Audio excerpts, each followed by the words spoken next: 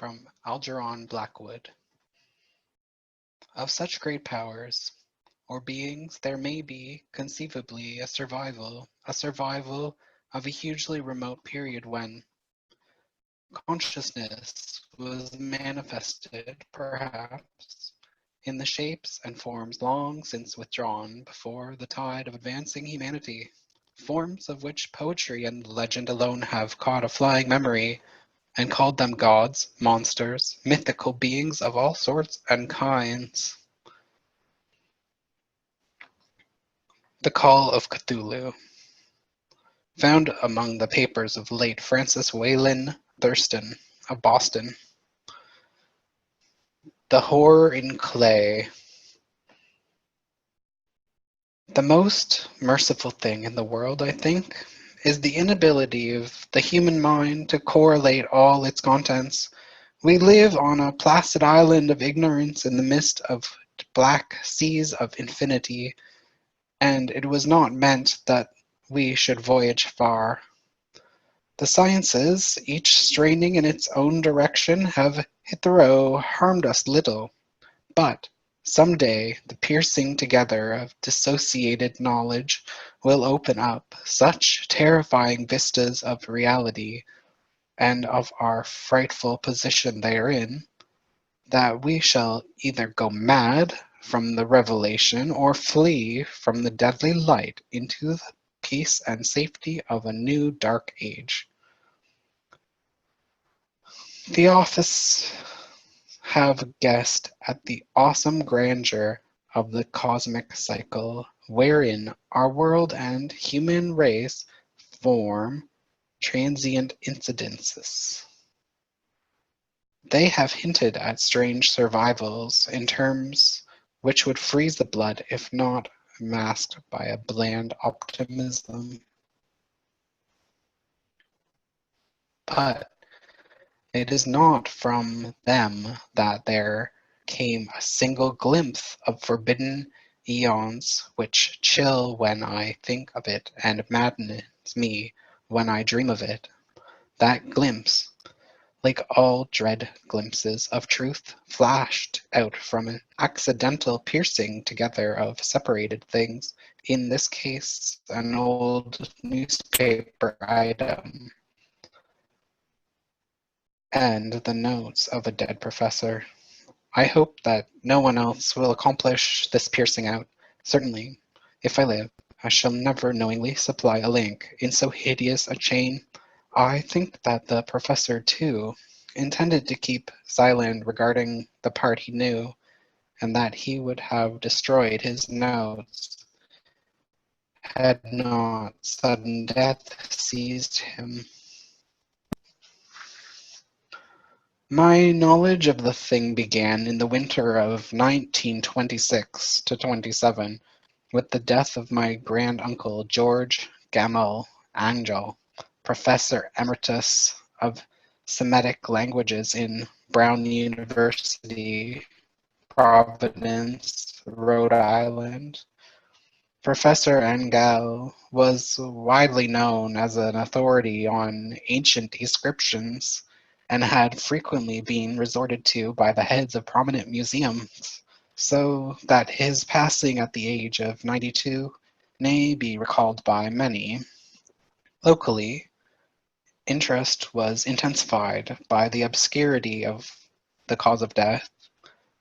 The professor had been stricken whilst returning from the Newport boat, falling suddenly, as witnesses said, after having been jostled by a nautical-looking negro who had come from one of the queer dark courts on the precipitous hillside which formed a short-cut from the waterfront to the deceased's home in William Street.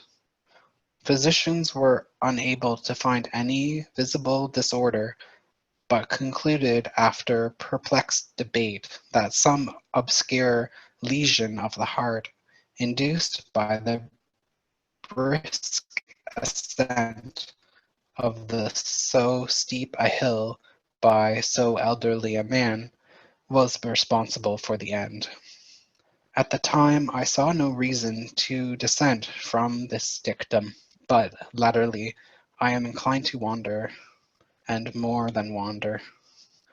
As my grand-uncle's heir and executor, for he died a childless widower, I was expected to go over his papers with some thoroughness, and for that purpose moved his entire set of files and boxes to my quarters in Boston. Much of the material which I had correlated will be later published by an American Archaeology Society, but there was one box which I found exceedingly puzzling, and which I felt had much averse from shewing to other eyes. I had been locked, and I did not find the key till it occurred to me to examine the personal ring which the professor carried always in his pocket. Then, indeed, I succeeded in opening it, but when I did so seemingly only to be confronted by a greater and more closely locked barrier. For what could be the meaning of the queer clay bas-relief and the disjointed jottings, ramblings, and cuttings which I found? Had my uncle in his later years become credulous of the most superficial impostures? I resolved to search out the eccentric sculptor responsible for this apparent disturbance of the old man's peace of mind. The bas-relief was a rough rectangle less than an inch thick and about 5 by 6 inches in area, obviously of modern origin. Its designs, however, were far from modern in atmosphere and suggestion, for although the vagaries of Cubism and Futurism are many and wild, they do not often reproduce the cryptic regularity which lurks in prehistoric writing. And writing of some kind the bulk of these designs seemed certainly to be, though by memory, despite much familiarity with the papers and collections of my uncle, failed in any way to identify this particular species, or even to hint at its remotest affiliations. Above these apparent hieroglyphics was a figure of evident pictorial intent, though its impressionistic execution forbade a very clear idea of its nature. It seemed to be a sort of monster or symbol representing a monster of a form which only a diseased fancy could conceive. If I say that my somewhat extravagant imagination yielded simultaneous pictures of an octopus, a dragon, and a human character, I shall not be unfaithful to the spirit of the thing. Pulpy, tentacled head surmounted by a grotesque and scaly body with rudimentary wings, but it was a general outline of the whole which made it most shockingly frightful. Behind the figure was a vague suggestion of a cyclopean architectural background. The writing accompanying this oddity was, aside from a stack of press cuttings, Professor Engel's most recent hand, and made no pretense to literary style.